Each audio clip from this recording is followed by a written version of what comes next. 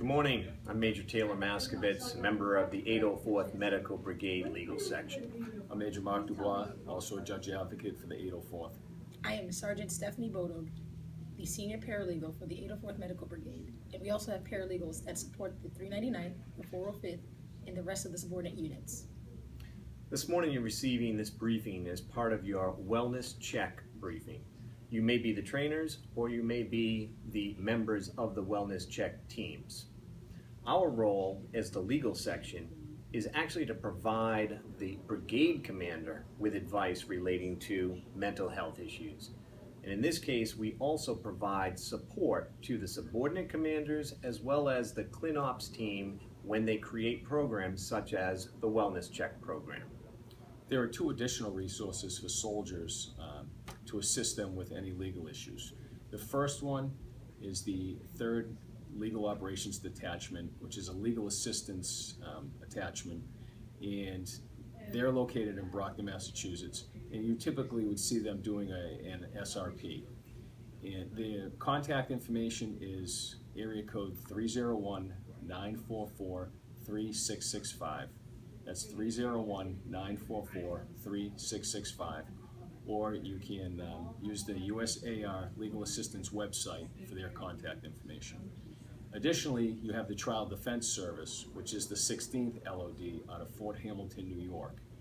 They can be contacted at area code 718-630-4181. That's 718-630-4181, or through the USAR TDS website. Now, shifting back to the 804th legal advice that we provide to the commander, when it comes to mental health issues, we typically advise on issues relating to sanity boards for court-martials, or we'll advise on adverse actions if there are certain mental health evaluations required or a PTSD memorandum required before an adverse action can go forward. Or there are military protective orders that we need to advise on if they're based on mental health issues. Of course, we also advise on when a command-directed mental health evaluation is required or discretionary.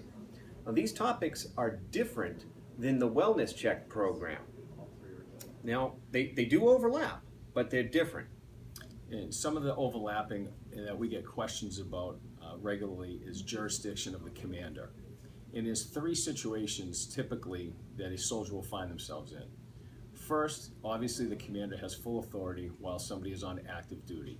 That's either for training, on orders for short periods of time, or anytime they're put on orders.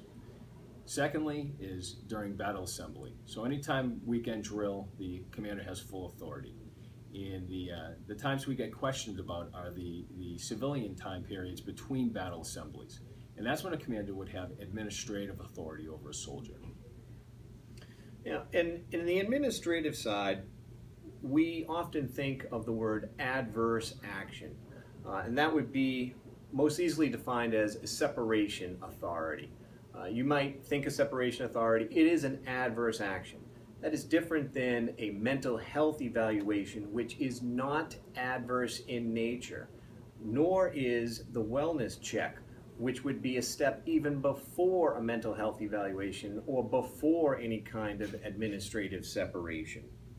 Sir, many soldiers inquire about when a mental health evaluation is actually required. Could you please elaborate? Now, that's a good question. Mental health evaluations are sometimes an affirmative responsibility by a commander and sometimes discretionary. If the commander is put on notice that the soldier intends to harm themselves or harm others, there's an affirmative duty to order a command-directed mental health evaluation.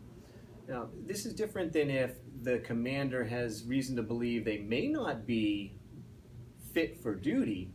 They can determine, is it based on mental health? They're not quite sure. In that case, often a commander will defer to a medical professional, a psychiatrist or a psychologist, to provide that expert opinion that a commander then may rely on. Sir, as the Chief of Police, could you please elaborate on how or when to involve the police? Sure.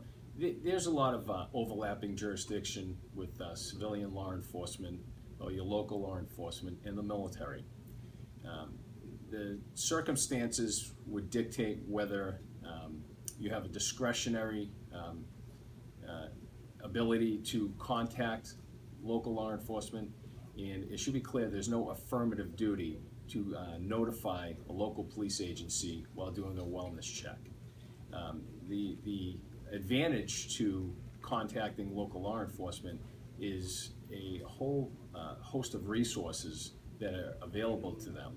And a perfect example would be if when conducting a wellness check, you go to a soldier's house, you're unable to contact them for whatever reason.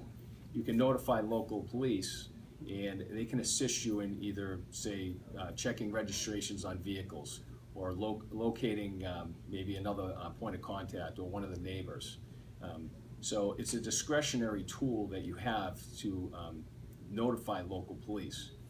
The third time that you would really want to contact the police would be if there is a situation where the soldier has made a threat to harm himself, made an actual attempt, or threatened to harm someone else. And in that case, local law enforcement have the ability to do an involuntary mental health commitment to do an immediate evaluation where they would transport that person right to a mental health facility for an evaluation, which could last up to 4 days in Massachusetts. That would be a time that would work in conjunction with the military putting somebody on orders and scheduling an evaluation, say at Hanscom. So that's where both jurisdictions would overlap, and you would utilize both the military and local law enforcement. Yeah, and it's important to point out that what was just said is there's no affirmative duty by a soldier on a wellness team to involve the police.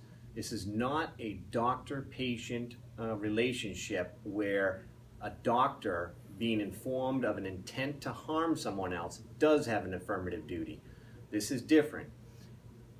What was also said is it's appropriate to contact the police. So this is a tricky situation, and these questions, this line of questioning can go on for a long period of time when we're in a live class. What's important to note is that we have advised ClinOps on the legal sufficiency of the wellness program.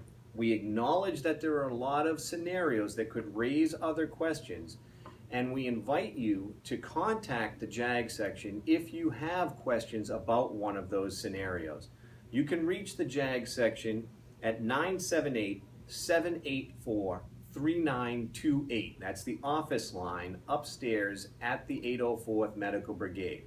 Or you may, if it's an emergency, you may also contact the mobile number of the JAG section at 678-643-2836. Thank you for your time. Thank you.